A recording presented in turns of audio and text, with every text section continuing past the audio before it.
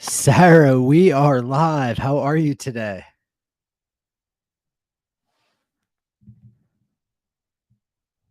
Hold on, let me on.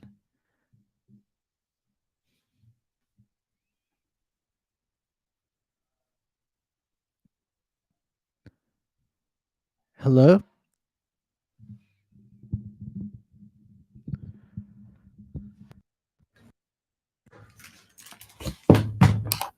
We are live. Let me just make sure.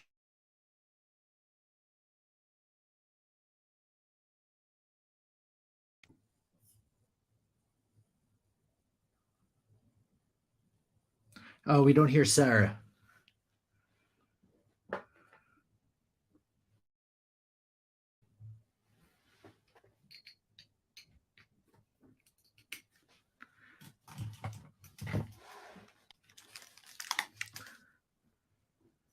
Hey, Greg.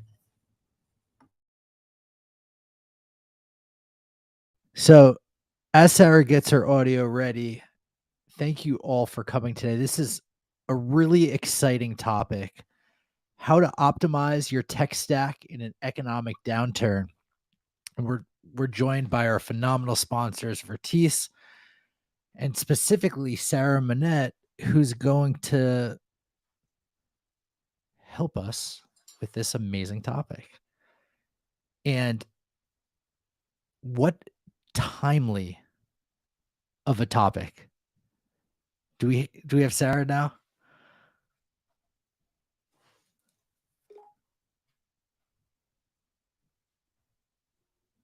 Still no audio.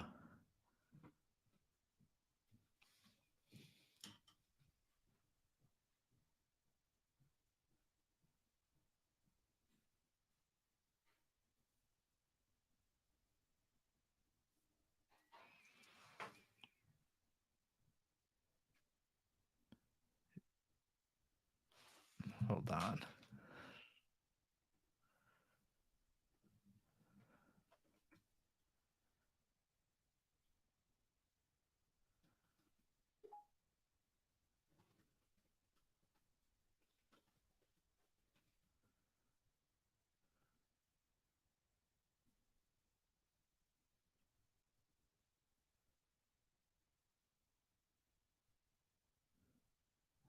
Yeah, I know. So I'm super amped because of the tough times that we're in and how Vertice helps solve this.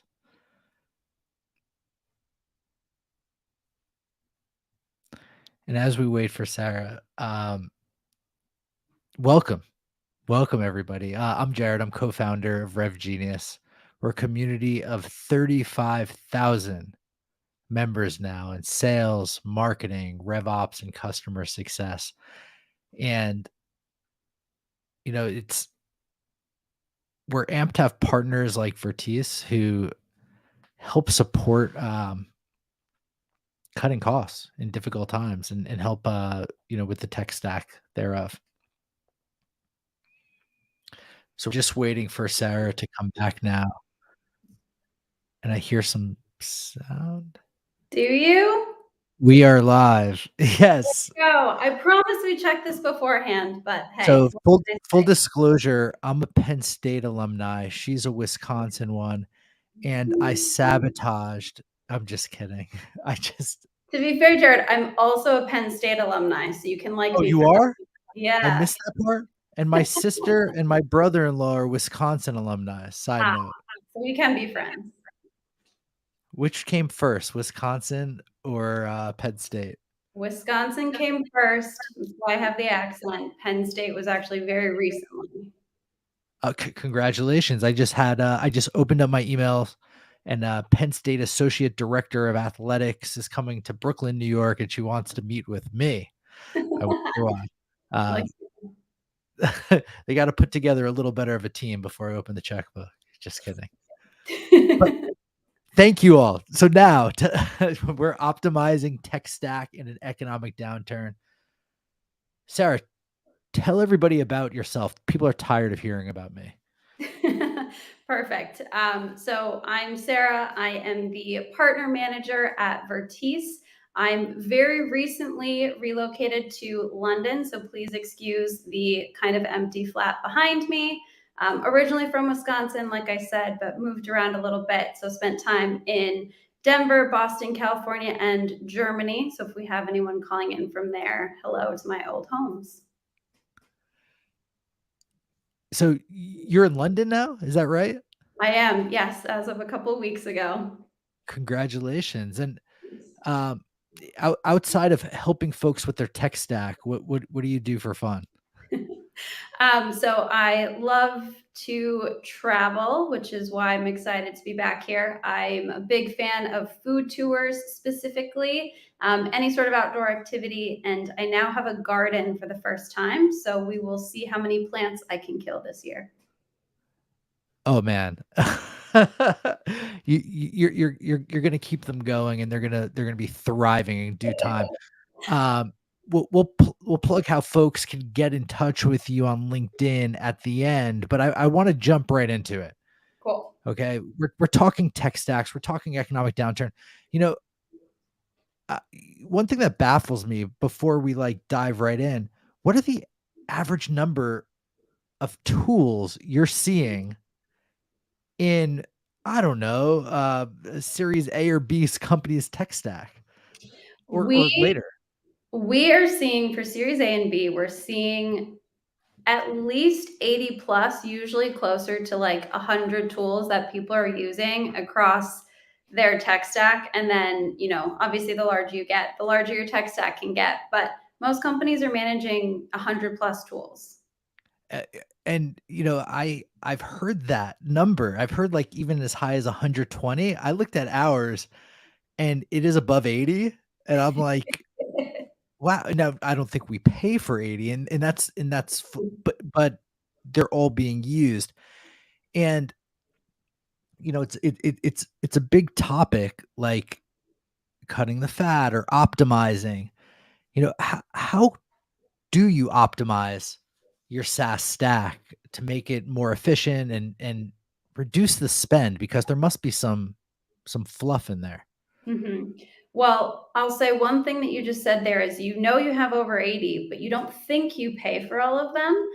One thing that we Yeah. find is just getting visibility into what you have and who's using it and for what, which sounds like it's pretty simple, but when you have dispersed teams especially, number one is just finding out what exists in your tech stack and what contracts you are aligned to. And then once you have visibility into that, then you can start going through the exercise of, do you have duplicate functionality between two of your tools? Can you remove one of your tools, or are you over licensed? Do you have 100 licenses but you only use 20? Without having visibility of what you have, it's hard to go through the overlap and gap analysis.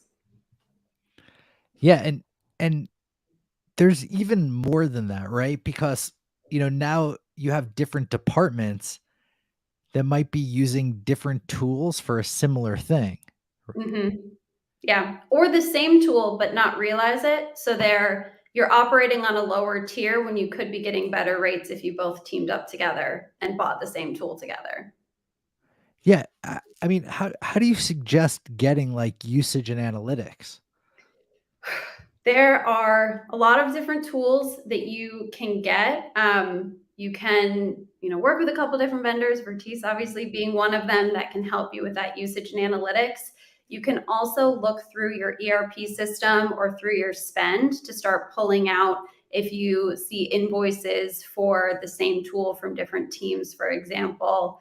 And then obviously trying to get that central tracker of what all of the teams are using, not only what they're paying for, but what they're using and where you start seeing overlap.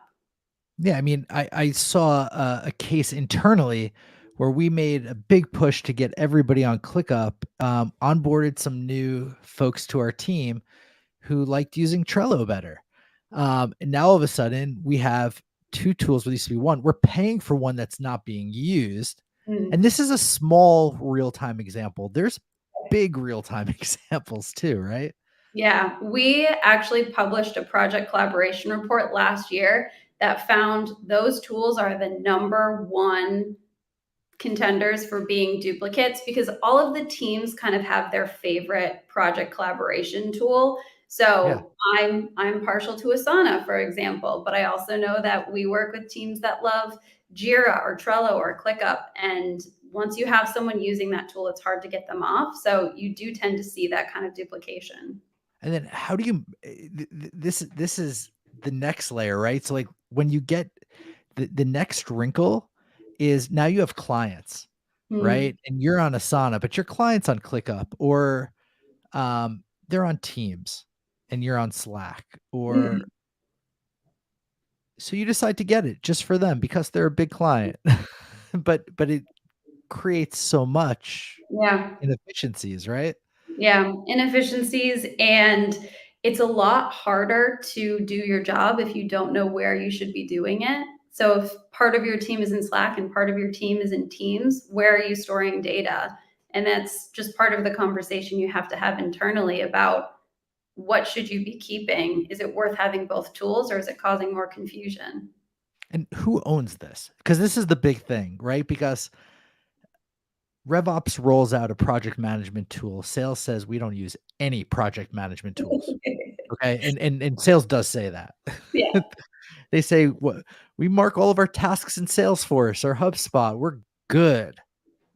How do you get the other stuff? I throw it on my calendar. yeah. Right? Sales has an attitude. Who oversees it and puts that out there, rolls it out? I wish I had the right answer for you, but my background is also in marketing ops. So I would roll out the project collaboration tool. I would try to get everybody on board, and there's always the one that doesn't want to use it. So I don't have a great answer for that. All I can answer for is how you at least surface that it's happening. Well, having the visibility is half of it, right? And then somebody could go and get to it. So how can a streamline, SaaS procurement process provide you with this visibility and control? Like, moving on to this to effectively manage this. Just talking straight on the visibility part. Yeah, so it comes down to having who has the responsibility.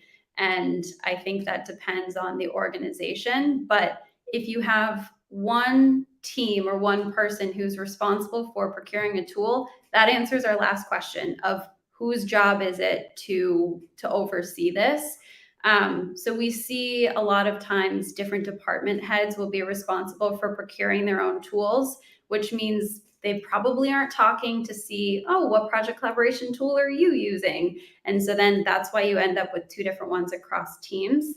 Um, the other important thing about having that procurement process is finding the right balance between creating a stable, steady, secure, thorough process that you want everyone to go through to vet the tools and creating a process that is um, too difficult and then people will just ignore you and they'll go procure things by themselves. They'll just put it on their card and expense it. So you have to find the right balance between those two, but having a person or team in charge of that is going to make sure that you are getting complete visibility.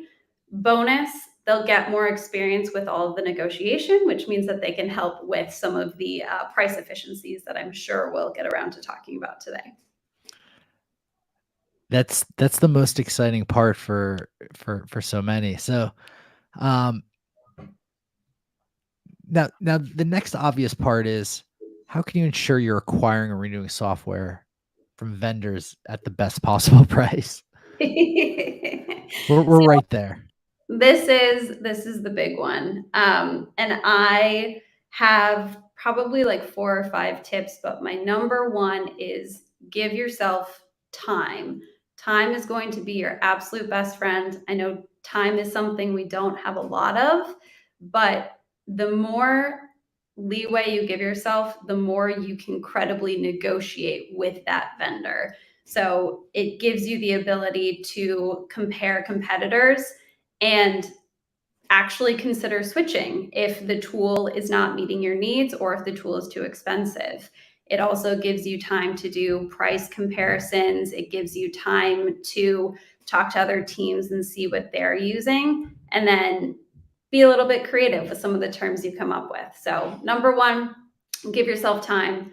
Number two, actually compare the lifetime cost of that contract versus just, I got 20% off, great. But did you check for things like auto uplifts or auto renewals? Is this going to be costing you twice as much in a year because you didn't plan ahead? How long do you want the tool for? So if you've got the time and then you're able to start looking at some of those contract terms, you can really start to be more thoughtful about how you procure tools to make sure that it's supporting your long-term growth. Do you have any best practices with negotiating? Bring them um, all to the table, have plenty of time, and say you need to make a decision tomorrow or you lose me. I would say the number one is just, think about what their incentives are and what's happening in their company. So this maybe isn't my number one tip, but it's my most Sure. timely, which is, if that company is going through layoffs, for example, is something we're seeing in the industry. Think about how that might be impacting the sales rep and what's on their mind. And you can use that to make sure that you are bringing something to the table that resonates with them and aligns with what they need. At the end of the day, you want to make sure this is still a win-win. So if there are layoffs, that sales rep probably wants to make sure that closes this quarter, not next quarter. So that gives you a little bit more leverage to kind of push for a better deal if you can close, today instead of tomorrow. That's always a great one, especially at the end of a certain period if you're dealing with the seller. But then come through on your end, right? Like, and offer terms like, "Hey, we could wait and do it at your price. Um, or if you give me what I'm ready to go with now, we could get it signed today and I'll pay you tomorrow." So, um, what I've seen is like sellers negotiate, buyers can negotiate too, and negotiate like sellers. Have something in your back pocket Mhm. that isn't of value to you, isn't as much value to you, like doesn't cost you a thing, that costs them something. So Yep. timing can be that, unless Mhm. you if assuming you have money in the bank, it's just as easy to close today as it is to close tomorrow for you, Right. but for them, it means more. Um, terms, like, "Hey, you give me my price, I'll get you paid faster." Mhm. Yeah, that's a big one right now for some companies. Terms are great, and that's good leverage. Um, and yeah, just, buying extra licenses too. Like, "Hey, if you give me this price, I'm ready to move Mhm. my whole team on here. At Mhm. this price, I'm only bringing the marketing ops people on and Right. having some of the redundancies potentially." But, Yeah. no, this is cool. It's something so fascinating, and when I looked at our list of 80 plus, and it goes all the way down to Typeform, right? And Google Forms and all of that, but it's important to understand. So procurement is a big dot deal and people are realizing it now. They've realized it forever, but they're really hunkering down now. Debunk a myth about SaaS purchasing. Hmm.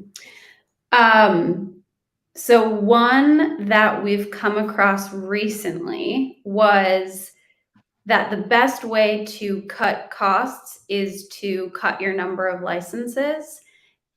We've actually come across a couple instances where you cut those licenses, and because you go down a tier, the cost that you originally were quoted, it suddenly goes up because you lost, those that preferential term that you had for bringing more people on. Now there's always negotiation tips that you can do in response to that, but Mhm. cutting licenses is not necessarily the best way to bring that price down. There are many other creative ways to do it while keeping those licenses. If you don't need them, obviously you shouldn't have them, but that doesn't mean that your price is necessarily going to go down. Yeah, and I wanna point something else too, like, I upgraded on HubSpot, for instance, their marketing pro to enterprise, and some of the folks might be watching this, maybe have that same exact thing, and what I noticed was the price relative to, the amount of contacts that we had did Mm, go up, but the price scaled as we grow would actually be less. mm, Assuming we were betting on ourselves to scale, which we are, um, would actually be less. And so we made the move early. We probably paid more for up to 6 months for the trade-off of after that being less and then significantly less. And the more pay came with, like, more benefits that we probably could have used. mm. Like, we didn't need, but, like, were nice to have, so we did get more outside of that too. Yeah. But it's important to think about the contract not just in terms of the price today, but how will it support you a year from now and 2 years from now? And if you're able to commit to something like that, or if it's something like you commit to a 3-year term instead of a 1-year term, if that's where your growth is taking you, there are a lot of cost savings available. You just need to find that trade-off between what you're paying now, long-term flexibility, and, what the needs of the business will be in the future. It's so true. So many times we're short-sighted by the dollars on, a proposal and not, unpacking more. Now, what's keeping you up at night in regards to purchasing and procurement? Hmm. I was thinking about this one recently after hearing someone on my team on a call. Um, and it's about, right now we're talking a lot about economic uncertainty. There are a lot of, startups, scale ups, companies that have a certain amount of runway left, and they're looking at all those dollars trying to make sure that they can get to the next milestone. So thinking about the companies that are leaving things on the table because they aren't negotiating, they're overpaying for things, they're cutting their own runway and thinking about the opportunities that are missed there. But on the flip side, the people who are concerned about their runway and they're cutting a tool that they will need 6 months from now, but they don't need today, and it's limiting their long-term growth. So just thinking about the companies that don't have that partner in their corner and may not make it through times of economic uncertainty if they don't necessarily purchase correctly. I mean, you hit the empathy, buttons for so many folks, myself included, and it seems like the partner in the corner, it's a new phenomenon that y'all are doing, which is really cool. Yeah, it's a fun one to be a part of, I'll say. Right? Like, and it goes to other industries, but without going tangential, what's a piece of advice you could offer to others? Low runway, tools Mm, are important, but they don't know. yeah. Um, I would say number one, and this is what we've been talking about, so it kind of goes without saying, but always assume you can negotiate. I personally hate negotiating. I hate the conflict of it, but always assume you can negotiate. Always assume that they expect a negotiation. And Mhm. then know what you're willing to trade off and what's important for you so that you can sign the contract that supports you now. These vendors that you're working with, they want you to be in business 2 years from now also because they want you to sign another renewal 2 years from now. So just thinking about how you can focus on what's most important right now, but go into that negotiation and make sure that you have something in your back pocket to go back with so that you can get the terms you need. And then in terms of tools, as a marketing ops person, it pains me to see people cutting marketing tools when that's what's going to drive your growth in 6 months to a year. So think about the short-term pain, but also the medium and long term. What are you going to need to get to that next milestone? Don't cut yourself off right now. Maybe we could talk about cutting ad spend too. But Vertus doesn't help there, unfortunately. Not yet. Um,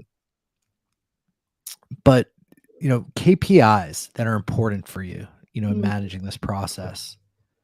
Help us understand that. Yeah. So something that we look at a lot is obviously dollars saved. That's an easy one. Percent saved on a contract versus what was given to us. But we're also looking a lot at time that we've been able to save for busy executives and business leaders. So looking at things like I did a quick analysis on our buying team the other day, and they're sending an average of 40 emails between our team and the vendor for every contract we're negotiating. Mm-hmm. You've got 80 SaaS tools, 100 SaaS tools in your tech stack. That's 4,000 emails that could be going to your inbox.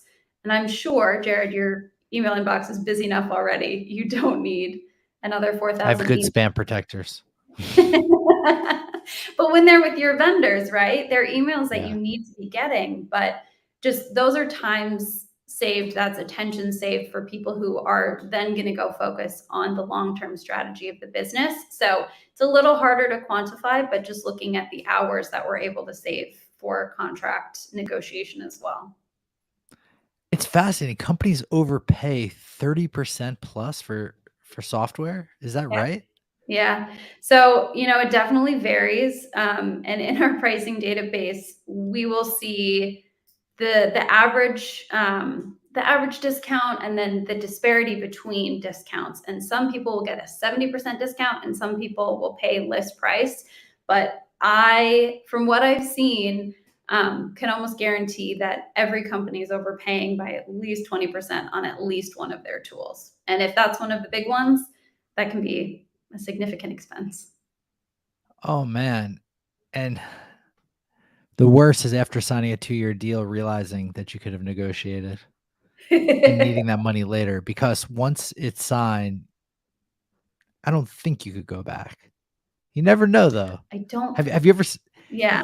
you can't, but it's a matter of, is the company willing to work with you? So I think that's an interesting one as well. Like, you could ask the companies for anything, and sure, they might have a little more leverage on you because you're in there, but um and sports players and teams do this all the time. There's one year left on the deal. They renegotiate it for money up front and longer deals. It's a Mhm. win-win for both things. I guarantee that works in SaaS. Have you seen that? We were just talking about timing to renegotiate. So I will say you can ask, right? It never hurts Yeah. to ask. And again, if you think about what's in it for that account manager or that sales rep, if you can tie it to something that's important to them, people have a lot of flexibility, I'll say. So we've looked at things like renegotiating contracts before planned price increases, for example. It never hurts to reach out and try. I love that. And what excites you the most about the future? Mm. Like you said, this is a very new space and there's so much opportunity for it. SaaS itself has become such a huge part of what we do. So for me personally, getting to be part of it and talking to the different companies, learning what they're doing, what their goals are, and how you can help them meet those goals by redirecting some of the funds into other investments. I think it's exciting to see. I sort of think of it as like flattening.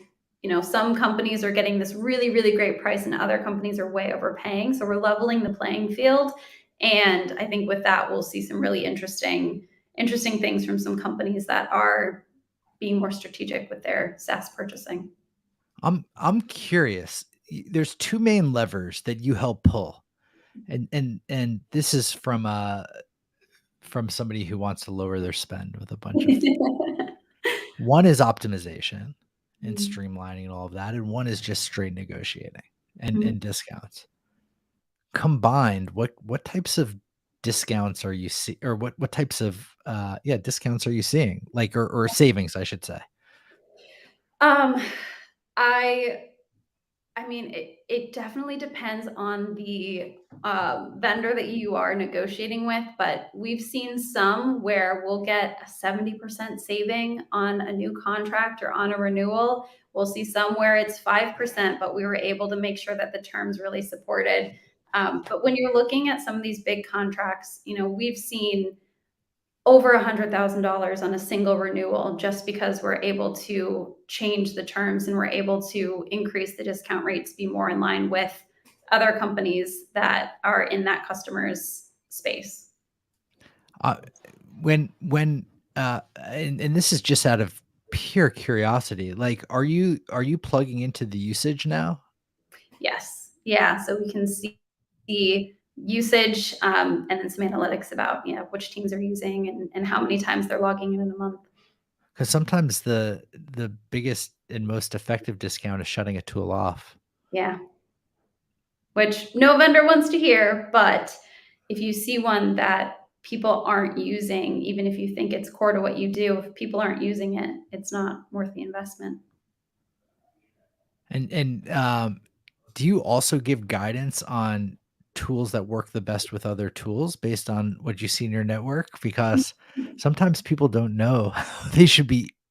To be honest, sometimes people don't know how they should be using the tool that the previous regime bought, Mm. right? Like, you come in someplace, you have Marketo. We all know that you're either a HubSpot or Pardot person, and you're like, "What is this?" Mm. But Marketo might be better. Um, Yeah.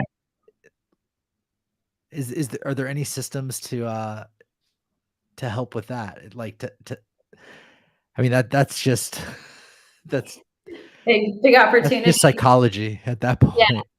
Yeah, so we don't actively recommend tools at this point. We do kind of Right. get some insight into who uses what. I will say in my background, I was both an Eloqua, Marketo, and a HubSpot user, and I can confirm they all achieve the same goal in the end, just in Yeah. slightly different ways. But we do like to consult with the companies and if they have questions more so on we're looking at this one tool but which ones are we missing, which other ones should we consider, giving them some ideas.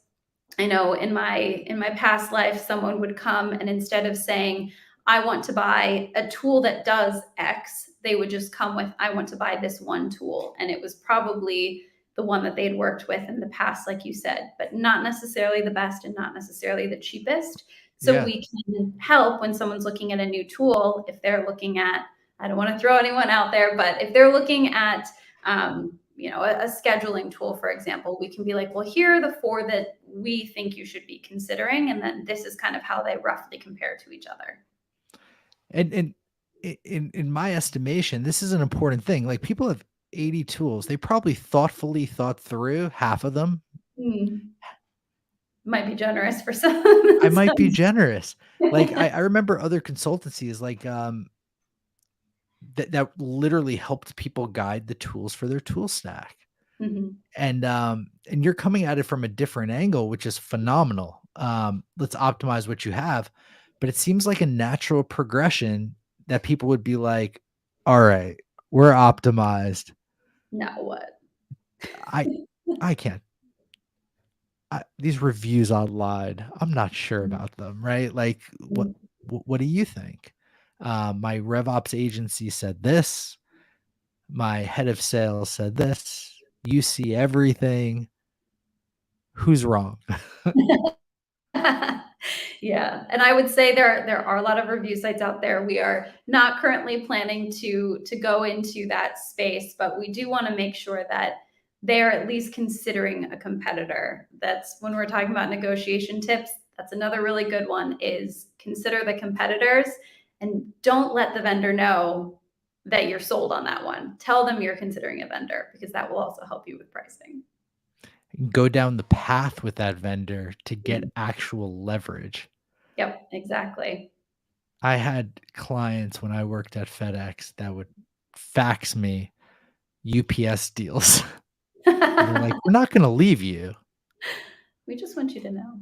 but this is on paper, Mm, written down." I said, and what I would say is, "Thank you for having it on paper. Let me bring that to my team because now I have a paper trail. If I come within X percent, we're good." And yeah, and and it's not to say, selling or buying on price is the most important thing. right. But it's a thing and it's a consideration. Yeah, definitely. It's something that you should know, and if you're looking at the ROI of a tool, obviously you need to know what you're investing in order to see how it balances that return. I'm just hyped that you're around. Glad I can be here. How can folks get in touch with you and get in touch with Vertice? So I'm sure we can send out some links Yeah. after this. The website is vertice.one. You can find me on LinkedIn, Sarah Monette. And I feel like my content team will be upset if I don't mention we have a couple new sales reports that we've released. Sorry, sales software report that we released that compares 50 different software vendors for Yep. sales. So we can make sure we can do some follow up with that if people are interested in that. Let's get that to everyone who came. That would be so rad, and I'm ready to plug our whole tech stack into y'all because this is a big dot deal, and it's exciting, to work with you because it's such an important thing for so many companies. Yeah. Thank you all, for coming. This has been awesome, and this is, how to optimize your tech stack in an economic downturn. Thank you so much, Sarah. Thanks, Jared.